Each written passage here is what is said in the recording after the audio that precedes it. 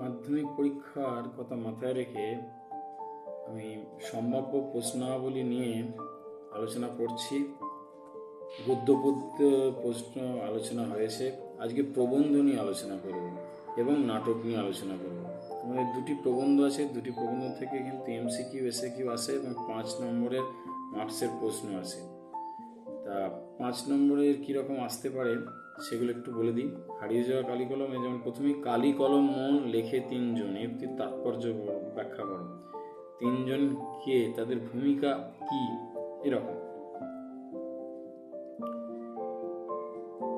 সেই কলম যখন হাতছাড়া হওয়ার উপক্রম তখন মনে কষ্ট হয় বৈকি। এমন উক্তি কেন করছেন প্রাবন্ধিক? তার কষ্ট কেন হচ্ছে তা বর্ণনা করো, এরকম আসতে পারে। এছাড়া এখান থেকে করবে বিস্ফোরণ, কলম বিস্ফোরণ। কলম বিস্ফোরণ কিভাবে হলো সেই প্রেক্ষাপট পরিস্থিতি আলোচনা করো।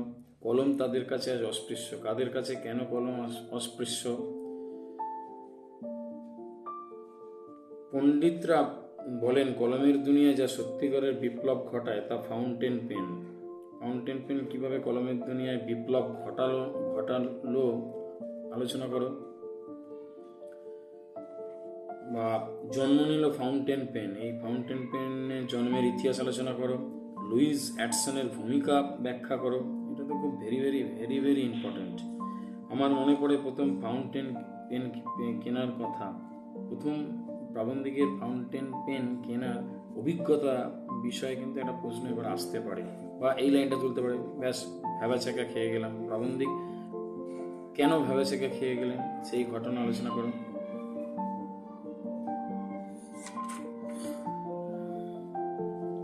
এমসিকিউ বা 1 নম্বরে এসিকিউর জন্য এই লাইনটা একটু দেখতে পারো। সমানি সম শীর্ষানি ঘনানি বিরলানি চ, খুব ইম্পর্টেন্ট লাইন। এছাড়া নিবের কলমকে দেখা গেছে খুনির ভূমিকায়।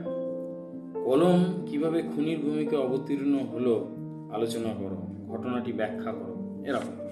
আচ্ছা, এরপরে আমরা চলে আসছি হারিয়ে যাওয়া কালি কলম হলো। এবার হচ্ছে বাংলা ভাষায় বিজ্ঞান। বাংলা ভাষায় বিজ্ঞানে এখান থেকে অবশ্যই করতে পারো, যেমন যাদের জন্য বিজ্ঞান বিষয়ক বাংলা গ্রন্থ বা প্রবন্ধ লেখা হয় তাদের কটা শ্রেণীতে ভাগ করা হয় সেই বিষয়ে আলোচনা করো।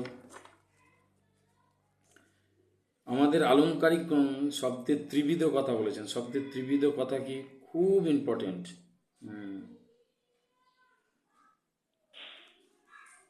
এতে রচনা উৎকট হয়। কি করলে রচনা উৎকট হয়, তা থেকে উত্তরণের উপায় কি, বা বাংলা ভাষায় বিজ্ঞান রচনার জন্য যে যে উপায় অবলম্বন করা উচিত সেগুলো আলোচনা করো, অর্থাৎ সমাধান আলোচনা করো। বাংলা ভাষায় বিজ্ঞানের তো অনেক সমস্যা আছে, সেই সমস্যার সমাধান নিয়ে আলোচনা করো, এগুলো আসতে পারে প্রবন্ধ থেকে।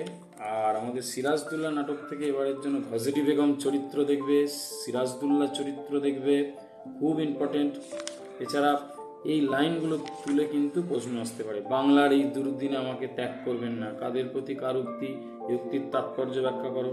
মিলিত হিন্দু মুসলমানের মাতৃভূমি গুলবাগ এই বাংলা। গুলবাগ কথার অর্থ কি, এই উক্তি কেন করা হয়েছে, সাম্প্রদায়িক সম্প্রীতির কি বার্তা দিয়েছে। বা সামগ্রিক নাটক থেকেও কিন্তু আসতে পারে যে নাটক অবলম্বনে সাম্প্রদায়িক সম্প্রীতির যে বার্তা দেওয়া আছে তা আলোচনা করো। আচ্ছা, এখান থেকে আসতে পারে ওখানে কি দেখছো মূর্খ, বিবেকের দিকে চেয়ে দেখো, কে কাকে কথা বলছে, উক্তির কারণ ব্যাখ্যা করো। ঘজরি বেগম চরিত্রটা আসবে নানান ধরনের লাইন তুলে, যেমন এই লাইনটা মারাত্মক ইম্পর্টেন্ট। ওর নিঃশ্বাসে বিষ, ওর দৃষ্টিতে আগুন, ওর অঙ্গ সঞ্চালনে ভূমিকম্প। কার কথা বলা হয়েছে, তার চরিত্র আলোচনা করো। ওই ঘজরি বেগম মানবী না দানবী, এই লাইনটা তুলে আসতে পারে।